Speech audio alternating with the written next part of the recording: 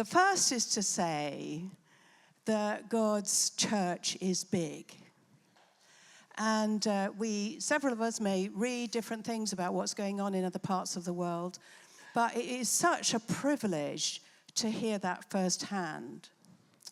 To hear of the challenges, the joys, the fruitfulness, the persevering faithfulness that's required, particularly for some of God's people in certain parts of the world, to pursue Christ, to be faithful in following his leading into all kinds of situations. And we heard, some heart-rending stories of people who have lost their lives as a consequence of choosing to be faithful to Jesus. So it was a huge privilege to worship together, to hear one another, to be spending more time with small groups of people from all kinds of nations around our tables. And one of the things that Tash was doing out there, she was hosting one of those kinds of tables. So I just want to say to us, particularly if sometimes we think, what on earth is God doing in my life? Or what on earth is God doing in our nation? God is at work. God is at work. God is a big God. He is powerful. He is present. He is with us and for us. So I think that's one thing I just want to emphasize. The second thing was, I think this is also a message for us in the UK, is the mission of God is in the hands of ordinary people. The mission of God is in the hands of ordinary people. And I think it's really powerful in this particular Congress in a number of different ways, partly through scriptures. So we were spending time in the book of Acts, going through the book of Acts. And you may recall when Peter and others were hauled before the Sanhedrin, they were described as unschooled, ordinary people. But actually, when you read about the gospel, the flow of the gospel, when the Christians were scattered and moved out from Jerusalem, the flow of the gospel through the book of Acts is through ordinary people. So it was through people with small businesses, businesswomen, businessmen. They were through soldiers, through civil servants, through parents. And so when you read the book of Acts through that kind of lens, you see, oh, so that's what God does.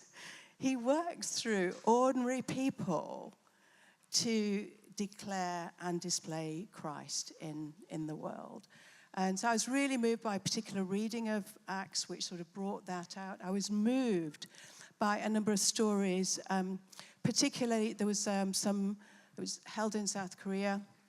There was some young South Korean adults that had some conversations with, and they were talking about how they were preparing themselves in prayer, but also in gaining the skills that they needed, so that when North Korea opened up for them, they would be ready to go and serve. I mean, when will that happen? I mean, years ahead. So these young people with a vision for how God wants to work through them to bless the world and to share Jesus, to the extent that they were prepared to prepare now over however many years it would take, so that they could be part of what God might want to do in North Korea. So I was really moved by that. Also, I suppose the third thing, it's a little bit personal, this, in the sense it's my reflections. Tash would have other things that would be beautiful to share, and Dave Benson as well. But I had the privilege, actually, of being around a table with an Indian American guy, lovely man, who is a pastor in Kentucky, and is also a PhD student in Asbury University. And if you recall, back in February 2023, there was a move of God in Asbury. There was, some people called it an awakening, a revival. And this guy was right in the center of that, partly because he was a PhD student at the university, so he was in the chapel as that move of God sort of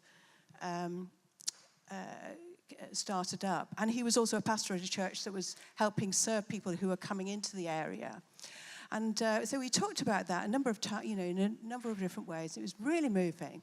And I asked him at the end, I said, so what is it that you take away about who God is? What have you really experienced about God through this amazing sort of experience of the presence of God? And he said, what I take away is the kindness of God. The kindness of God that he should visit us. The kindness of God that he should so love his people that he might come amongst them. And it wasn't quite what I expected. I was kind of expecting more. It's really powerful, and lots of people got saved, and all of these things happened in our town, and lots of things did happen. But what he experienced was deep within his soul was the kindness of God. And I think we forget sometimes, don't we, that God, amongst all the things that he is so kind. So I feel there's a challenge for us, particularly around, an opportunity really, around this message, which came over in a number of ways, including from the executive director, I think he's called, global director, whose first message was directed to the 99% of people who are not in church work or missionary work. And what he said to them, and therefore to most of us, is, we need you. In other words, the gospel of Jesus Christ needs us. God chooses to do his work mostly through ordinary people in their daily life who are willing to proclaim Jesus, to talk about Jesus, who are willing to pray for God's power at work in different situations, but are also prepared to live in such a way that we make the gospel plausible in our times. And I think that's particularly important in Western nations like ourselves, where people think, it's ridiculous to believe in God. It's ridiculous to believe in what Jesus has done. But just suppose God says to us, it's by your words and it's by your life, it's by your work, it's through your relationships, it's through your families and your neighborhoods. If people see you following me in such a way that it causes them to think, that's a good person. I love the way that they're living sacrificially, the way that they bless us. They may not use these words. The way that they speak truth to power, the way that they live in such a way that they clearly are demonstrating they believe in the truth of the gospel. They believe in the reality of Jesus Christ. They believe in the work of Christ on the cross and through his resurrection.